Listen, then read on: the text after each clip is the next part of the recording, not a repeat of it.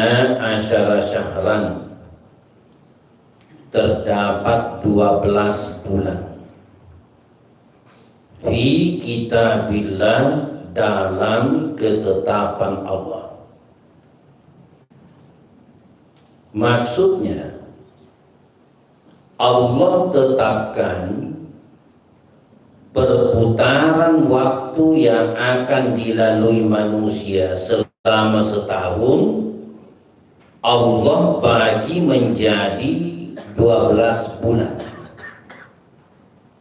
Apakah itu berdasarkan perhitungan matahari,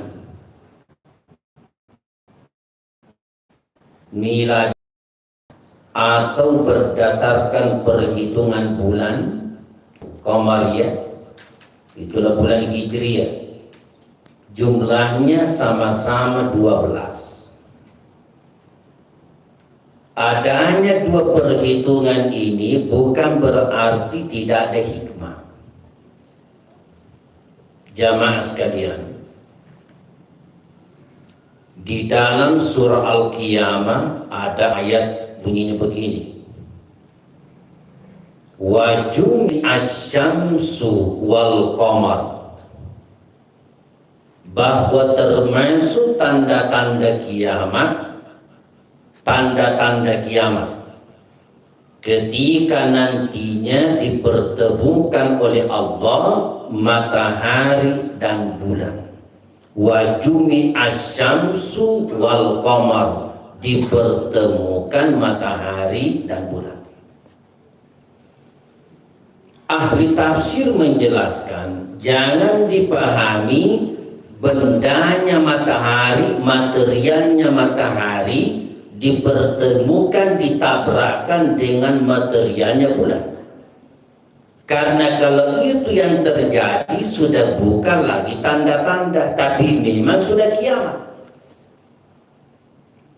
Sementara yang dijelaskan di sini adalah tanda-tanda asyratuha, sehingga mufassirin memahami yang dimaksudkan sesungguhnya bahwa termasuk tanda-tanda kiamat wa jumi'asy-syamsu wal qamaru, ketika dipertemukan oleh Allah matahari dan bulan.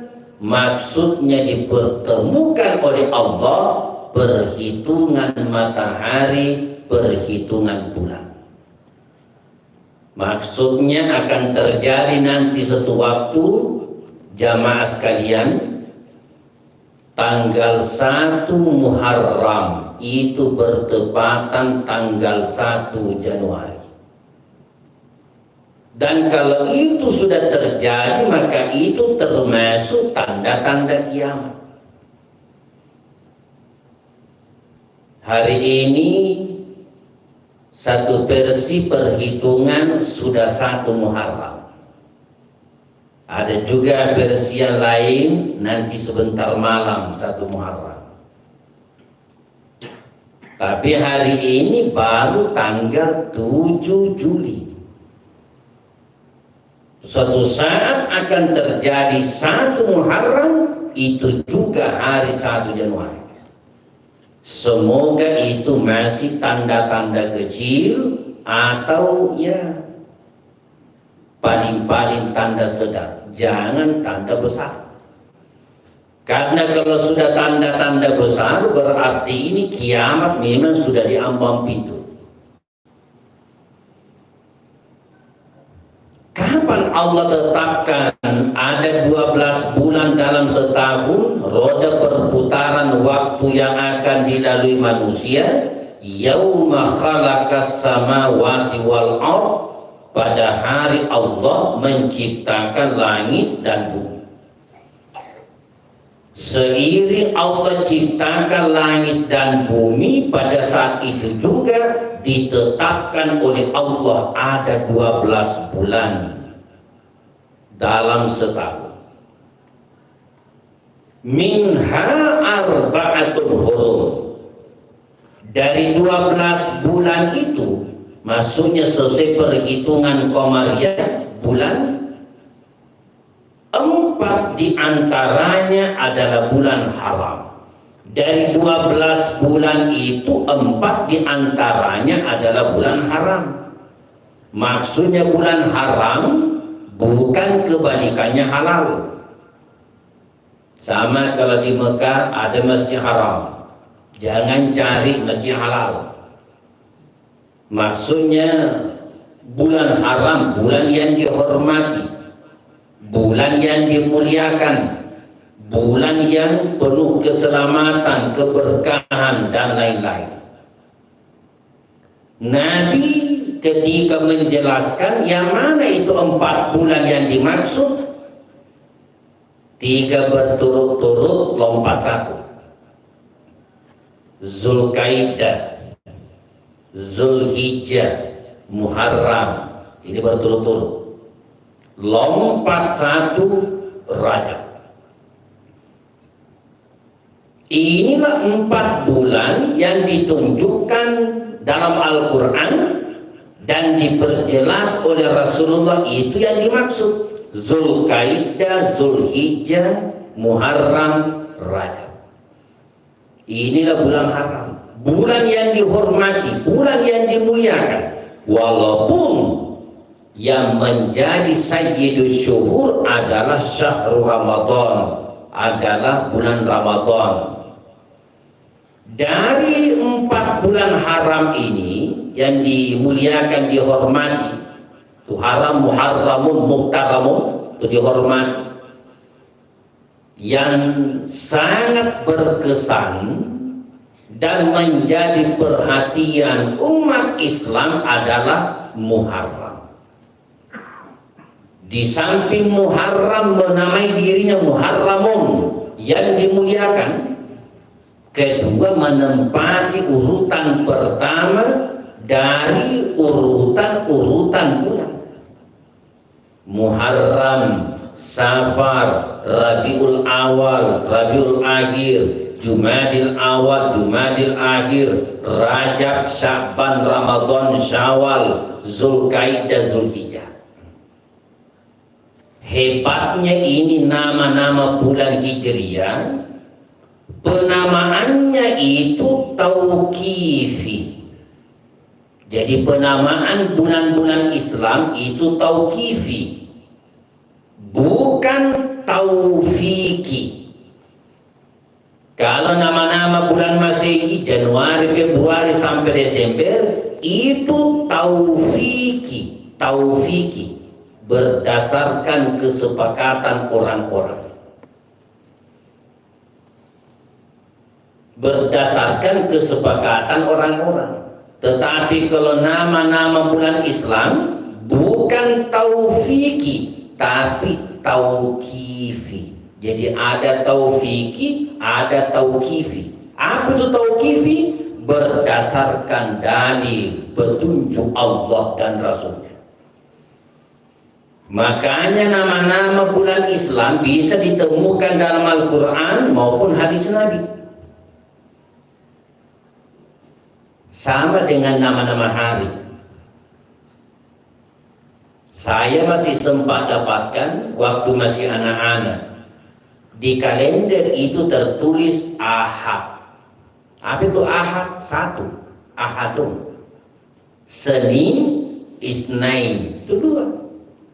Selasa, itu Salasun, 3. Rabu, itu Arbaun, 4.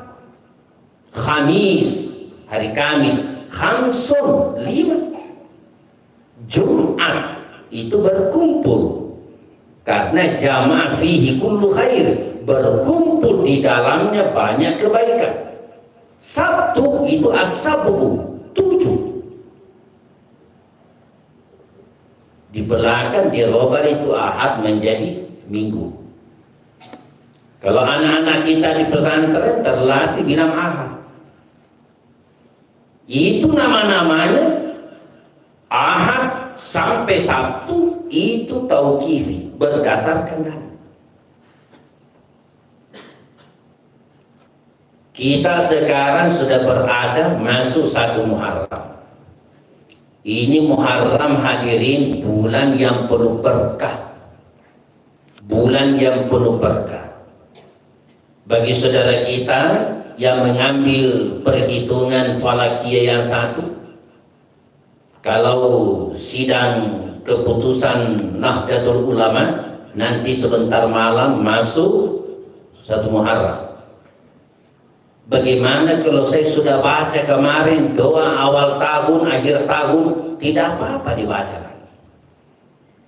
Andai kata kita mau amalkan dibaca, sebelum dibaca itu doa akhir tahun, awal tahun, awali dulu. Pertama baca zikir Astaghfirullahaladzim alladzi la ilaha illa huwal hayyul qayyum wa atubu ilaih. Baca 7 kali. Sesudah itu baca suratul Fatihah 1 kali. Kemudian sesudah itu baca Astaghfirullahaladzim innahu kana ghaffara, baca 7 kali. Astaghfirullahaladzim innahu kana ghaffara, nah, itu 7 kali. Sesudah itu baca lagi Astaghfirullahaladzim innahu kana thawaba, baca juga 7 kali. Sesudah itu baca doanya Nabi Yunus, La ilaha illa anta subhanaka inni kuntu minadh dhalimin, baca juga 7 kali. Sesudah itu barulah kita baca doa awal tahun, doa akhir tahun, begitu juga sesudah maghrib awal tahun, masing-masing 3 kali. Hadirin jamaah yang dimuliakan dan dirahmati Allah Subhanahu wa ta'ala, Muharram itu bulan keselamatan. Terbalik dipahami sebahagian orang-orang yang menganggap katanya Muharram bulan bisa membawa kesialan, bisa membawa bencana, bisa membawa kemudaratan. Bapak Ibu, jangankan hadis dhaif, hadis palsu saja tidak ada yang jelaskan itu. Muharram bulan sial. Justru Muharram itu adalah bulan keselamatan. Di dalam kitab Qisasul Hayawanat itu dijelaskan pernah terjadi lebih 60 keselamatan atas nabi-nabi Allah di bulan Muharram, lebih 60. Yang paling banyak terjadi 10 Muharram. Yang terjadi sering tanggal 10 Muharram antara lain, pertama itu Raja Abraha, Raja Yaman, pernah bermaksud menghancurkan Ka'bah. Pimpin pasukan bergajah bertolak dari Yaman. Antara Yaman dengan Mekah kurang lebih 1000 kilo. Pimpin pasukan bergajah. Begitu masuk perbatasan kota Mekah, Allah perlihatkan kekuasaannya. Fa'arsala alaihim tayran ababil tarmihim bihijaratin min sijil. Allah pun kirimkan sepasukan burung ababil dan lalu melemparkan batu-batuan ke tengah mereka dari neraka sijil. Hancur Abraha, selamat Ka'bah terjadi di bulan Muharram. Satu riwayat menyebutkan tanggal 27 Muharram. Kedua, Nabi Sallallahu Alaihi Wasallam beserta sahabat pernah sholat menghadap Baitul Maqdis Palestina selama 16 bulan, ada juga bilang 17 bulan. Lamanya Nabi sholat menghadap Baitul Maqdis. Sebenarnya Rasulullah bukan berarti tidak rela menjalankan perintah Allah. Sangat rela. Hanya Nabi kurang enak mendengarkan pembicaraannya orang-orang Yahudi Nasrani. Orang-orang Yahudi berkata, itu Muhammad katanya membawa agama baru. katanya membawa syariat baru, tapi ketika dia sholat menghadap ke kiblat kita. Andai kata kita tidak punya kiblat, mungkin itu Muhammad tidak tahu harus menghadap kemana. Ini yang kurang enak didengarkan Rasulullah. Makanya Nabi pun berdoa kepada Allah, tapi doanya Nabi bukan kata-kata, doa, sikap, perbuatan. Apa dilakukan Nabi? Sedikit-sedikit Rasulullah menatap naik ke langit, sedikit-sedikit menengadah naik ke langit. Maksudnya Nabi semoga Allah palingkan kiblat ke kiblat yang disenangi Nabi, yaitu Ka'bah. Ternyata betul doanya Nabi dikabulkan. Setelah 16 bulan atau 17 bulan, sementara Nabi pimpin salat asar di Madinah pada waktu itu, pimpin salat asar di Madinah, 2 rakaat selesai salat asar, tiba-tiba dalam salat turun ayat, kad nara takalluba wajhika bis samai falanuwalliyannaka qiblatan tardaha fawalli wajhaka syatral masjidil haram.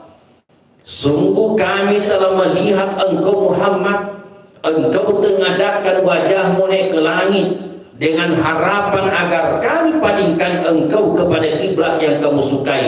Sekarang Muhammad, fawalli wajhaka syatral masjidil haram, hadapkanlah dirimu ke arah masjid haram.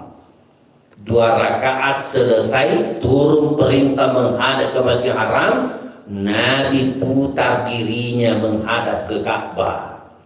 Maka pada saat itu satu salat yang dikerjakan Nabi, 2 kiblat yang ditempati Nabi menghadap. Makanya tempat di mana Nabi pimpin salat asar pada waktu itu, berdirilah kemudian semua masjid yang kita kenal di Madinah dinamai Masjid Kiblatain di Madinah. Hadirin jamaah yang dimuliakan, kapan terjadi? Itu terjadi pada bulan Muharram. Satu riwayat menyebutkan itu 6 Muharram. Hadirin jamaah, yang paling banyak terjadi itu adalah 10 Muharram. Itu paling banyak. Nabi Adam diciptakan 10 Muharram.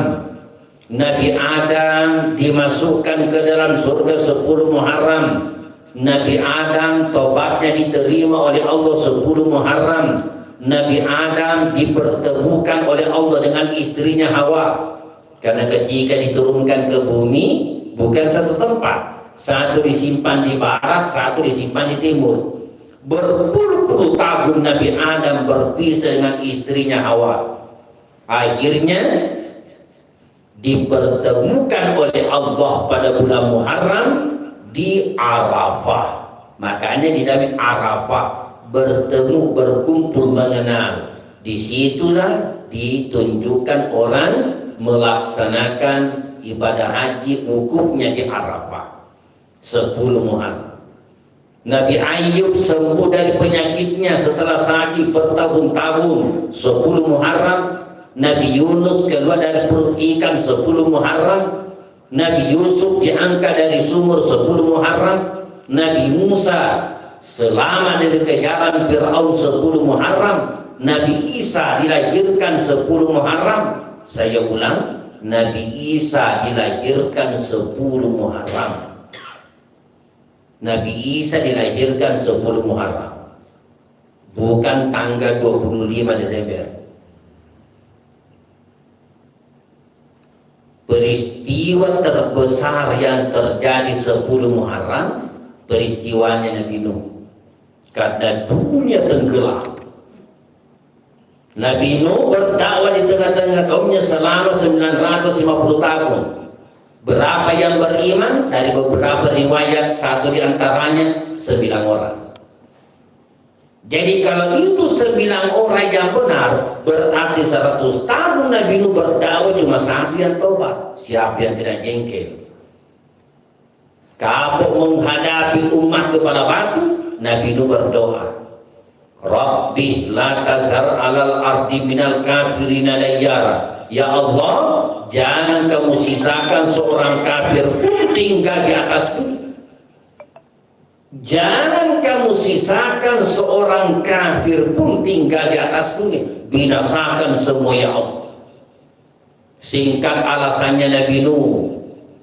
Di ujungnya ayat, wala yalidu illa fajiran kafara. Mereka tidak akan berketurunan kecuali kafir juga. Lebih baik binasakan semua ya Allah. Diterima doanya Nabi Nuh. Kalau memang begitu mau bunuh, silahkan wasna'il fulka bi'ayunina. Silahkan bikin kapal bahtera berdasarkan petunjukan. Bikinlah Nabi Nuh kapal besar atas petunjuk Allah Subhanahu wa ta'ala. Sesudah kapal itu selesai, naiklah di atas kapal yang beriman kepada Allah bersama dengan Nabi Nuh. Putranya sendiri Kan'an bin Nuh tidak mau ikut kepada ayahandanya.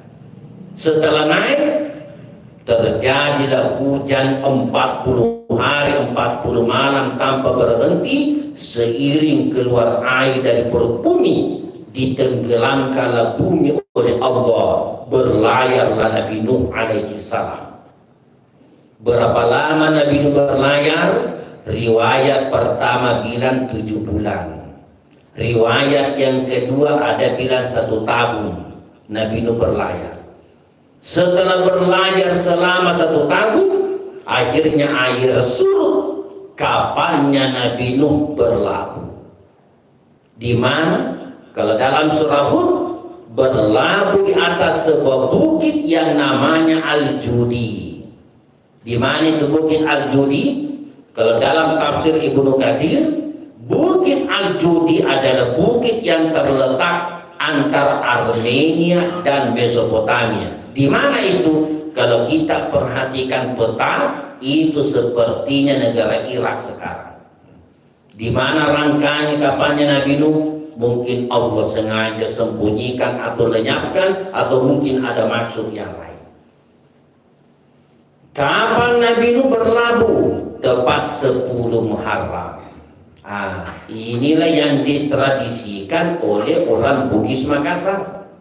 10 Muharram mereka bikin pecah Asyura. Jadi pecah Asyura bukan agama, bukan syariat, tapi tradisi dan budaya. Makanya salah alamat kalau dibilangi bid'ah, karena memang bukan agama. Kenapa bikin pecah? Tradisi. Pecah kan bahasa Bugis. Itu tanah kalau habis tergenang, tanah itu lembek, bahasa Bugisnya lembek, pecah. Kapan terjadi air surut? Tanggal 10 Asyarul. Maka bikinlah pecah Asyura. Tapi kalau bentuk makanan itu yang tadinya bentuk pecah Asyura, lalu kemudian disedekahkan pada 10 Muharram itu. Karena memang 10 Muharram dianjurkan kita bertawassuk, berlapang-lapang. Kata Nabi, "Man wassa'a ala iyalihi yawma Asyura, wassa'allahu alaihi fi sanatihi kulliha." Siapa orang yang berlapang-lapang bersedekah untuk keluarganya, orang-orang sekitarnya pada 10 Muharram, niscaya Allah melapangkan rezekinya 1 tahun penuh di tahun yang berjalan. Dilapangkan rezekinya. Jadi 10 Muharram memang dianjurkan kita bersedekah.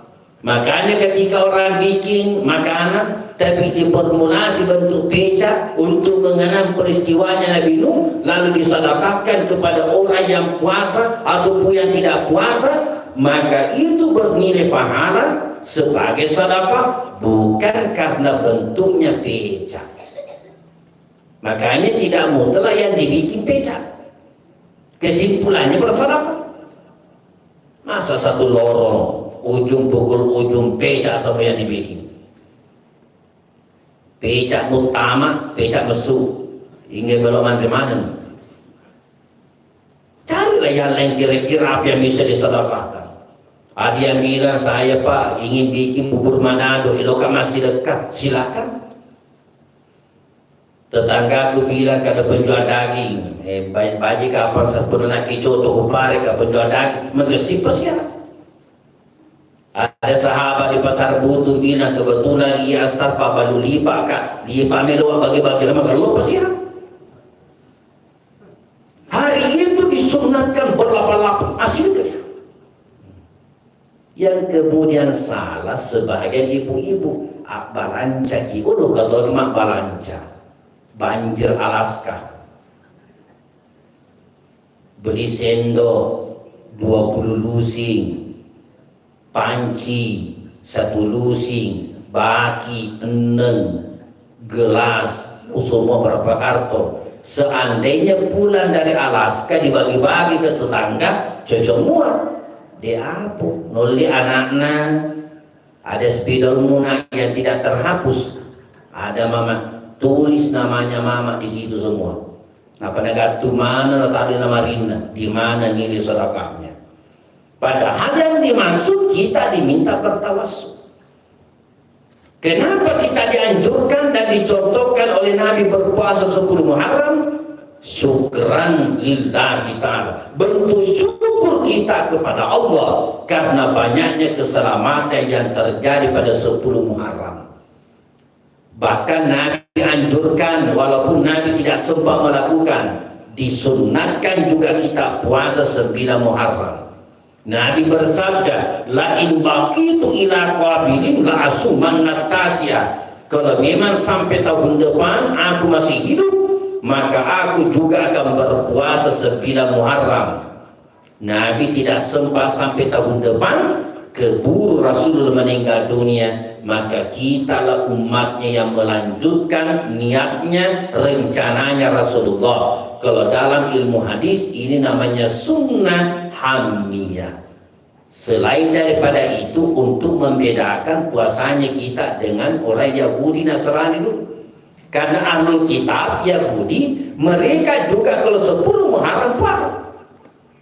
Karena sama juga berkaitan keselamatan nabi-nabi mereka. Maka kita puasa, Nabi suruh bedakan. Usahakan kalau bisa puasa juga 9 Muharram. Di samping bertambah pahala, juga membedakan yang dilakukan oleh orang-orang Yahudi. Jadi kesimpulannya hadirin, Muharram itu adalah bulan keberkahan, bulan keselamatan. Dianjurkan kita di bulan-bulan Muharram ini akhirnya ya, banyak berpuasa, bersedekah dan beristighfar, mohon ampun kepada Allah Subhanahu wa taala. Hari ini kita sudah masuk di bulan Muharram. Semoga Allah mengizinkan kita sampai Muharram di tahun yang akan datang. Wallahu a'lam. Bismillahirrahmanirrahim. Allahumma shalli Rabbana sallallahu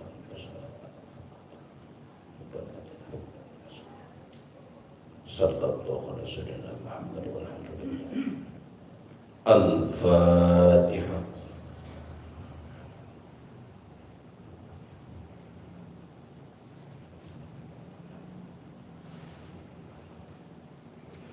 Assalamualaikum warahmatullahi wabarakatuh.